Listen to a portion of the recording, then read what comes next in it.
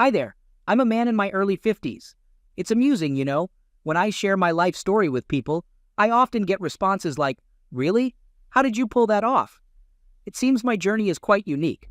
I mean, I've yet to meet someone who's experienced what I have. In fact, some people find my story so unbelievable, they think I'm making it up. I understand it's hard to comprehend something fully if you haven't experienced it firsthand. In my case, only a handful of people have braved the storms I've weathered. I want to share my story with you, the raw and unfiltered truth. I hope you can put yourself in my place for a while and imagine what my life has been like. Let's start with a little background. So, I'm a physician working in a hospital. Honestly, I've always been kind of a brainiac. School was a breeze for me, always aced my tests. That led me to a pretty decent job and, well, marriage. Let me clarify that. I ended up tying the knot with my college sweetheart, Hannah. I never really had the guts to call it quits, so we just sort of ended up married. I won't sugarcoat it and say we were head over heels in love or anything. It wasn't that kind of marriage.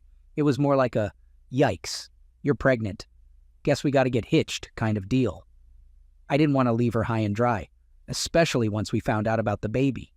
It could have completely ruined her life, and I didn't want that burden. So, we ended up tying the knot in a hasty ceremony. From the get-go, my parents weren't exactly her biggest supporters. They didn't think she was the right fit for me. They were aware of her less than stellar family background. She didn't have a high-flying job. She wasn't pulling in a hefty salary. She was just an average office worker with a modest income. There were instances when she'd leave our home in tears after a visit. I'd always defend my wife when my mom overstepped. We had our fair share of arguments over it. As the years passed, I grew older and my mom became more delicate. She lost the fiery spirit she once had. I guess my wife's voice became more assertive and louder over time. We had our first and only child, a girl we named Kendall. Before I knew it, she was off to middle school. I was working long hours at the hospital to keep us financially stable. I was doing everything I could to provide. My wife was equally occupied at home, raising our child and managing the household. We tried to live a simple life. From time to time, my wife would socialize with some of the other hospital wives. She had a thing for golf, and she was pretty good at it too. I was absolutely rubbish at it, so I never tagged along. My thing was hiking. I'd hit the trails and capture some shots. Nature photography was my thing. We were a bit different in terms of personality too. She thrived in a crowd. I was more of a lone ranger or maybe just a one-on-one kind of guy. Anything more than that, and I'd start feeling socially overwhelmed. But that was about the extent of our differences. They never really sparked any friction between us. Even by average standards, we were pretty run-of-the-mill. We led simple lives and were satisfied with that. But as time rolled on, that satisfaction started to fade and a gap began to form between my wife and me. The crux of it all was my relationship with my wife's family. She hailed from a large family, a whole bunch of siblings. I didn't even know about it until after we got hitched. She was the eldest. She had 4 younger brothers and 5 younger sisters. They were a lot to handle. And now, technically, they were my lot to handle too. I won't tire you with the details of their issues. Honestly, there aren't enough hours in the day to delve into all the drama they whipped up. They were always short on cash growing up and even now.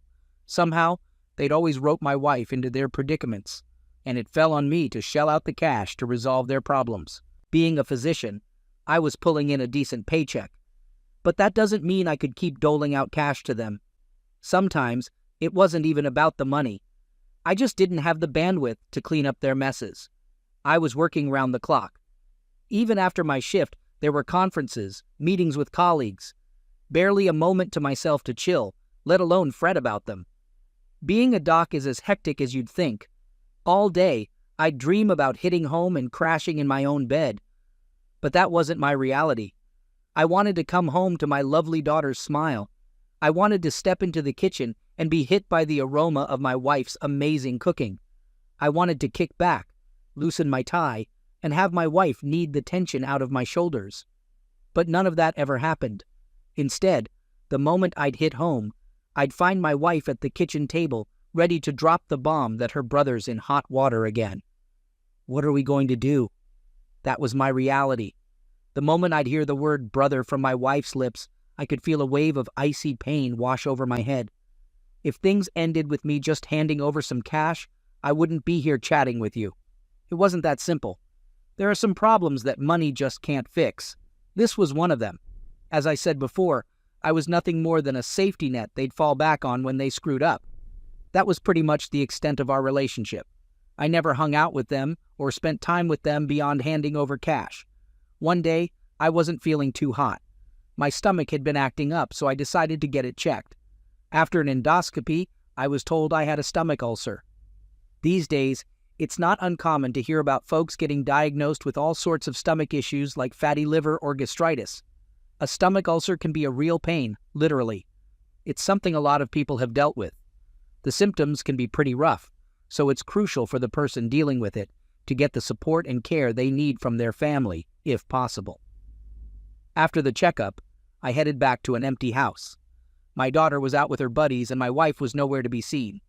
I whipped up a meal for myself and was just sitting down to eat when my wife walked in. She was decked out in her golf gear. When I asked her where she'd been, she said, "Oh, just played a few rounds with the hospital director's wife." I could have guessed that much just by looking at her. They'd been getting pretty chummy lately. The hospital director's wife seemed to have taken a shine to her.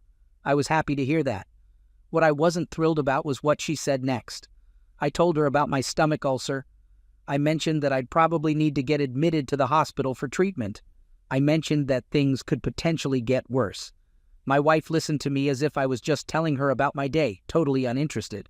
She just said, "All right, so you'll go to your hospital, right? The nurses there are good.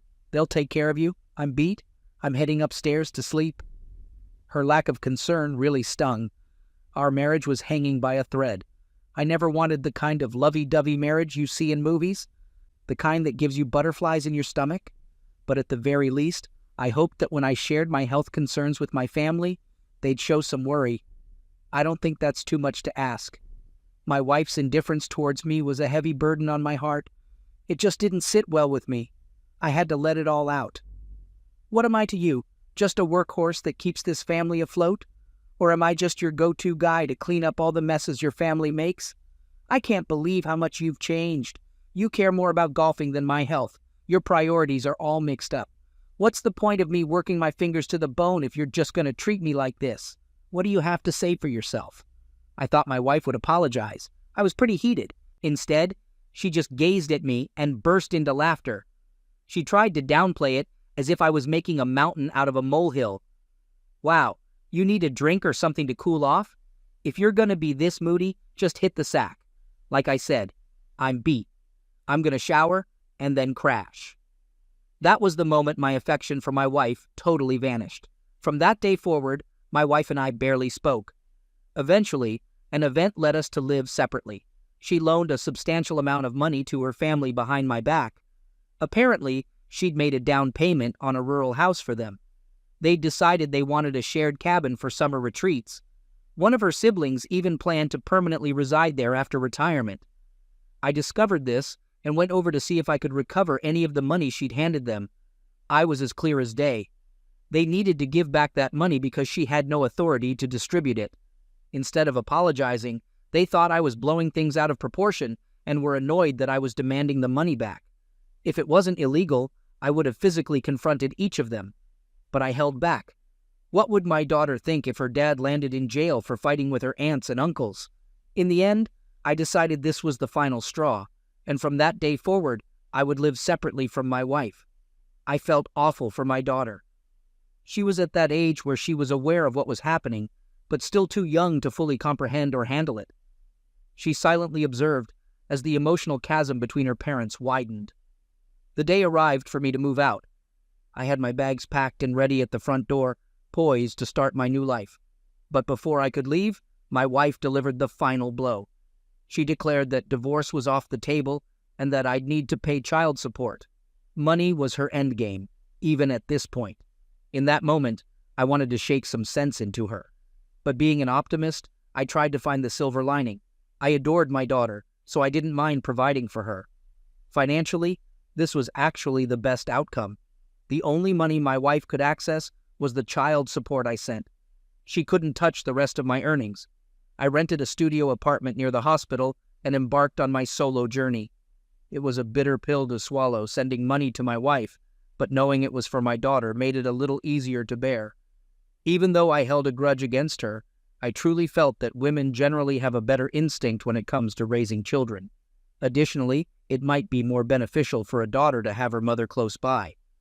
I believed it was a more favorable outcome than if my wife had been the one to walk away. I assumed my wife was pleased with receiving money from me without having to live under the same roof. That's probably why she didn't push for a divorce. I had to ponder whether that was the best course of action or not. Before I realized it, a year had flown by since I began my solo living, and my job consumed most of my thoughts. Work was incredibly demanding, and I started undergoing treatment for my stomach issues. Even though my wife and I were living apart, I still had the chance to see my daughter occasionally when I visited. My wife would sometimes pop into the room while my daughter and I were spending time together. I always ensured to maintain a cordial atmosphere for the sake of my daughter. It could have been my imagination, but I sensed a slight improvement in the relationship between my wife and I. Perhaps it was a case of you don't know what you've got until it's gone. Maybe her expectations of how things would turn out were different from the actual reality, and I thought maybe she felt the same way, even if it wasn't to the same degree as me. I was naive to think she had changed, though. I should have known that people can't truly change their nature. No matter how things appeared or how she made things appear, she never really changed at all. One day, she texted me saying she wanted to meet. I suggested we go to the cafe in my hospital where we used to catch up often. Instead, she said she wanted to meet somewhere quiet. She preferred to meet somewhere outdoors, like a park. Honestly, I wasn't comfortable in places I wasn't used to. I didn't like being around other people as it is, especially if it was somewhere new and I didn't know anyone. I had a bit of social anxiety. I liked meeting in the hospital because it was a familiar environment, and I don't know. I just felt more at ease there. I agreed to meet her where she wanted. When I got there, she pulled a manila envelope out of her bag and took out some documents. My heart was pounding. I asked her if that was what I thought it was, and she said yes. I said, "Why now? What changed?" Things have felt less stressful in the past year that we've been apart.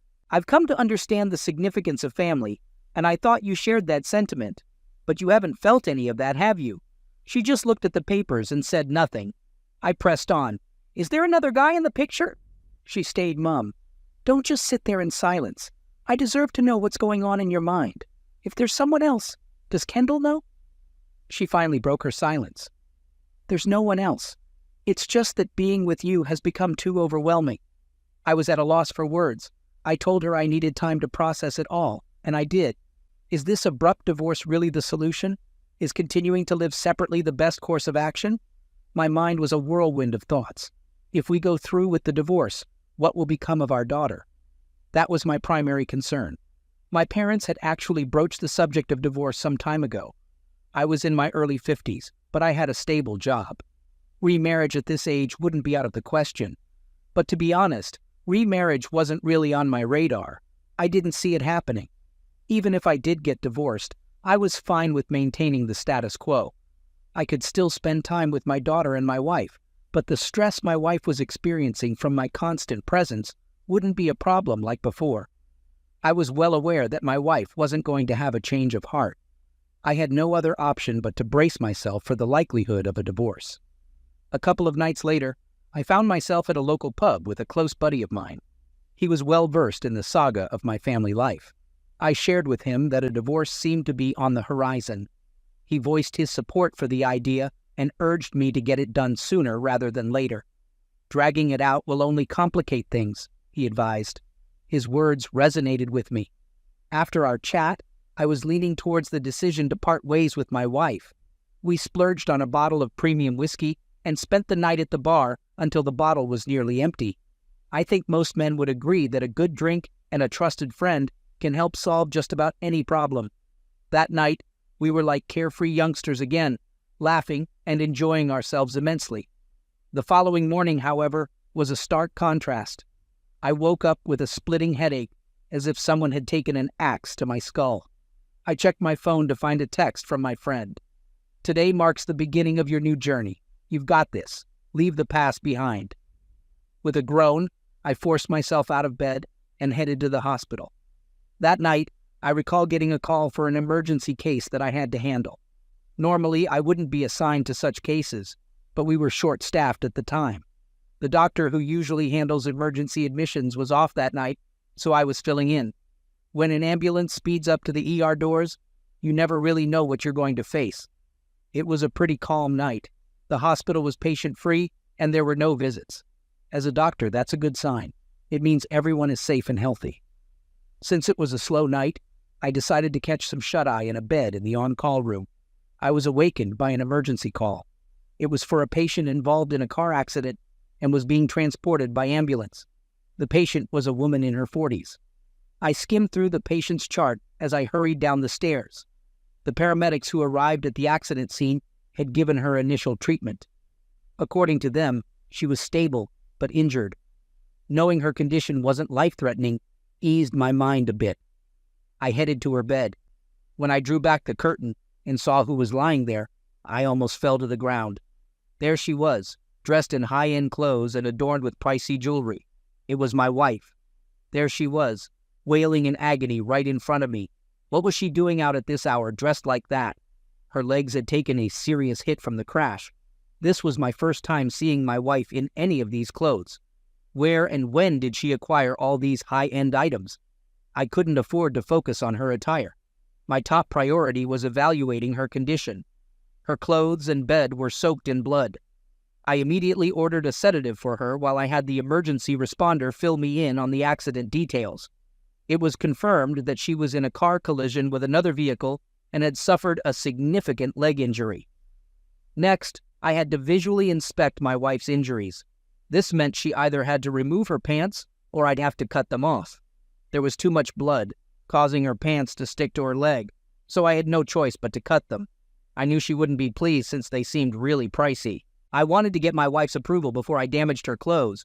As she was writhing in pain, she told me, "Don't dare touch my clothes with those scissors." A nurse with me recognized her. She asked, "Isn't that your wife?" I didn't bother answering a question to which she already knew the answer. I told her, "Listen, I need to evaluate your injuries. There's a lot of blood, which is obscuring the severity of your wound. Your pants are adhering to your leg. I must cut them off." My wife let out a loud shriek in opposition. "Take me to a different hospital. Don't lay a finger on me." Despite the risk of fainting from blood loss, she still had the strength to yell like that. It was challenging for me to comprehend everything that was happening. I informed her, "If you don't get treated right away, you could suffer lasting damage. Technically, I don't need your consent to do this. I'm asking out of courtesy. Are your clothes more valuable than your life?" I think the pain finally got through to her. She nodded and weakly muttered, "Fine." I used the scissors to remove her pants and examine her wound. I gasped, but not because of the injury. Now I understood why she insisted on going to another hospital. She didn't want me to see her lower body. As I cut her pants, I noticed a tattoo that read 3S. I was speechless, but I couldn't dwell on that. I had to attend to her. She was rushed into emergency surgery. A few hours later, I visited her room to see how she was doing. Around that time, her mom and dad showed up at the hospital. I informed her mother that Hannah was stable. She burst into tears and thanked me for looking after her daughter. Then she tried to sway my opinion about our current situation. She inquired if there was any possibility that Hannah and I could mend our marriage. She was under the misconception that I had done something that led to me being ousted from the house and living separately from Hannah. I figured it would be futile to clarify the real circumstances to her, so I didn't. I also didn't respond to her question about reconciling with Hannah. They left the hospital shortly after. I turned to my wife and said, "I know you're not asleep." She opened her eyes and gazed at me. The anesthesia should have worn off by then, which means she must have been in discomfort. Yet, she managed to feign sleep when her parents were present. I questioned her about the tattoo. "Who is S? Clearly it's not me." She remained silent. The H was obviously for my wife's name. I was clueless about who S was. She appeared to have no intention of answering my query. "Your mother believes I did something to wreck our marriage. I won't agree to a divorce until she understands the real situation. I'm going to spill the beans about your tattoo and let you handle the fallout with your family. The only way I'll consent to a divorce is if your family knows that you're the one who messed things up, not me." My wife burst into tears. She pleaded with me not to involve her family. She promised she'd spill the truth. She confessed that she met another man before we started living separately. The problem was who this man was and how she met him. It turned out to be someone my close friend, who I had just hung out with the previous night, knew. He was a successful entrepreneur that my friend was familiar with. Obviously, my friend would never have introduced them if he knew what would transpire. He didn't introduce her to his friend with the intention of sparking an affair. One evening, my wife happened to be at the same restaurant as them. When she approached to greet my friend, he introduced her to the other man. They didn't kick off the affair immediately. Initially, they were just friendly acquaintances. However, with each meeting, she found herself increasingly drawn to him. He was successful and treated her kindly. Conversely, she loathed every interaction with me and detested our marriage once we began living separately. She started seeing him more frequently. She confessed that every time they met, he would give her money. And it wasn't just a small amount, it was significantly more than what I was sending her. I could feel my blood simmering as I listened to her. Once I was out of the house and out of sight, their affair took off. They both knew they had crossed a line they couldn't uncross. They were causing irreparable harm. The night their affair began, the businessman suggested we should get matching tattoos. Initially, my wife resisted, but the businessman persisted, arguing, "You don't love me. If you do, prove it." He claimed that if she got a tattoo of his initial, it would push her to divorce me, and they could be together. Despite her reservations, she agreed.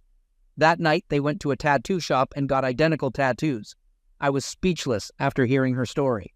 I just stared at the floor in silence. I had spent every moment of my life working tirelessly to support her and our family. I felt like I was aimlessly floating in the middle of the ocean. She then revealed the real cause of her accident. She was driving home after meeting him, texting while driving, and got hit after running a red light. Now, I knew the whole truth. Now, I had a valid reason to finally divorce her. Fortunately, I had the foresight to record our entire conversation. It was my only safeguard against her potentially twisting her story or pinning the blame on me for the divorce. I had to snap out of being her husband and resume my role as a doctor. I treated my wife as I would any other patient. She was discharged from the hospital the next day. I met up with my friend and confronted him about what my wife had revealed. I asked him if he was aware of the relationship between her and his friend. As soon as I asked, he began to shake. I knew right away from his reaction. He admitted he had suspicions they might be seeing each other after he introduced them. He insisted he never expected them to start an affair. He apologized over and over. When I questioned why he hadn't informed me sooner, he said he was concerned about how I would react. He admitted he suspected they were growing close and something might be happening. He thought the news would be too much for me to bear, so he chose to stay silent. I landed a punch right on his face. "What kind of friend does that? How could you keep this from me?" I yelled at him. His face was a mix of blood and tears. From the floor, he clung to my leg, pleading for my forgiveness. There we were, two men in our 50s, brawling on the floor of a high-end cocktail bar. The bar staff rushed over to intervene. All eyes in the bar were on us, but I couldn't care less about the onlookers. My friend was begging for forgiveness, admitting he'd made a colossal error and should have foreseen the consequences. He accepted full responsibility in an attempt to make amends. He handed me the businessman's contact details. I was determined to confront him about his despicable act of seducing another man's wife. My heart pounded as I dialed the number. This is Hannah's husband. Am I speaking to the lowlife who's trying to force a divorce so he can swoop in and marry my wife? Better get a good lawyer, because I'm going to sue you for every penny you've got. He was taken aback and tried to claim I had the wrong number before hanging up. I recorded our brief exchange. What a spineless act. I expected him to at least have the guts to stay on the line and face the music. He sounded terrified. This was the man my wife intended to leave me for. Pathetic. A few moments later, I received a text. It was from him. "Don't contact me again. If you do, I'll report you to the police for harassment." He was avoiding the consequences of his actions. He was a homewrecker and a coward, trying to escape the reality of his deeds. What a weasel. His text was the last straw for me. I went directly to my wife's parents to expose the truth. They needed to understand the real character of their daughter. At the very least, I wanted them to know that I wasn't the cause of our impending divorce. I laid it all out for her mother. I'm not the one driving this divorce, she is. I won't be paying a single cent in the divorce settlement. She's already got the divorce papers drawn up. She showed them to me the other day. All I need to do is sign, and it's done. Please let Hannah know once she's recovered. I had said my piece. I waited for her response. I half expected her to explode with anger. She was livid, both at her daughter's actions and the lies about me being the cause of the divorce. Her father had a request, man to man. Please let this go just this once. I was ready for that. Let it go? I've been the one bailing your family out of trouble for years. I don't even want to think about all the money I've wasted cleaning up your messes. Not once did I receive a thank you for any of it. I can see right through you. You're terrified, aren't you? Your personal ATM is shutting down and you're out of luck the next time you inevitably land yourselves in a pickle. This is the end of the line. I'm finished. I've selflessly bailed you out time after time. Those days are gone. I want nothing more to do with any of you. I've been itching to say that for years. It felt like a massive burden lifted off my shoulders. The divorce followed shortly after, and I ended up with custody of Kendall. Given my financial stability and income, it made sense. Kendall was old enough to understand the situation. She had figured out her mother was having an affair long before I did.